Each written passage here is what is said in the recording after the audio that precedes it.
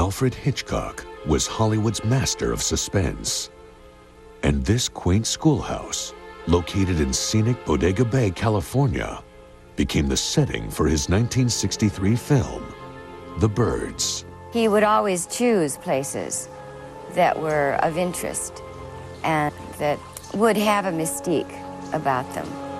I mean, you looked at it up on that hill, and it was really quite almost a bit foreboding, but it was disturbingly populated, and there was nobody there.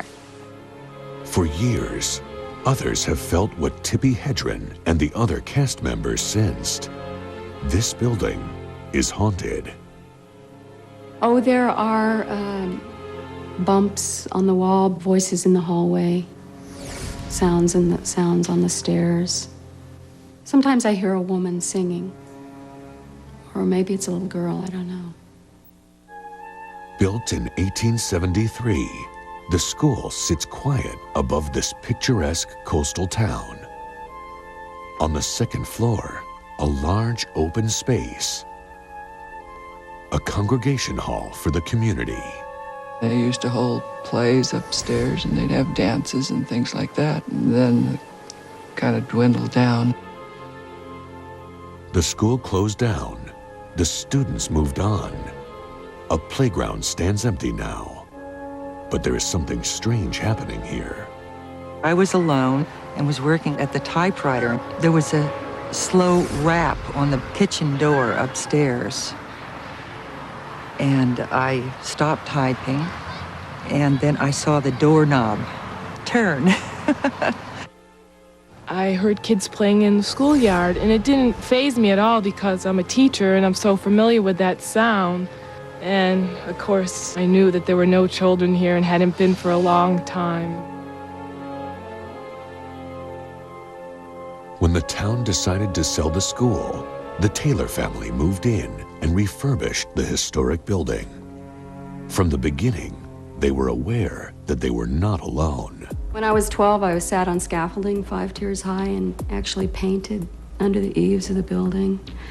And from the very beginning, it was very spooky. After we were here at night, we began to hear sounds and steps and things that were all friendly.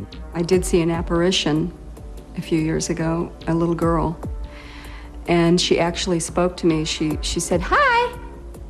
And the whole room echoed with the sound of her voice. Leah embraced the friendly spirits, and when her parents moved out, she stayed behind with her husband and her young son. Tourists continued to visit the former movie site.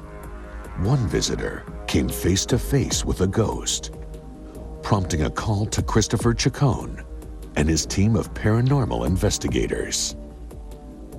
When we received a phone call from a family of 3 in Washington, they had apparently been vacationing in the area. Their teenage daughter came over to take some photos of the house, and as she was taking the photos, she stated that she saw a young lady standing at the top of these stairs. She told the young girl to move, and the young girl came down the stairs and walked right toward her. And at that point, she apparently just evaporated. Chacon runs the Office of Scientific Investigation and Research, or OSIR. They travel the world investigating unexplained phenomena. They arrived with a variety of sophisticated monitoring equipment. They swept the home for traces of supernatural activity. We also were able to document a variety of anomalous cold spots also along the wall, which was west of the main living room. The investigation led to the cavernous second-story room. Leah recalls a chilling encounter. There was a child's rocker right about here, and also a plastic beach ball, small plastic beach ball, and the child's rocker began to rock back and forth, and then the beach ball began to roll. This room became the focus of the investigation, and with the cameras rolling, something strange occurs. A lamp, too high for human hands to reach, swings by itself. And the next morning, a message. written on the outside of a window that had been painted shut for years. After people live here for a while and they leave, what it creates is an impression in the environment. And it's sort of like a loop, a videotape loop, playing back over and over again.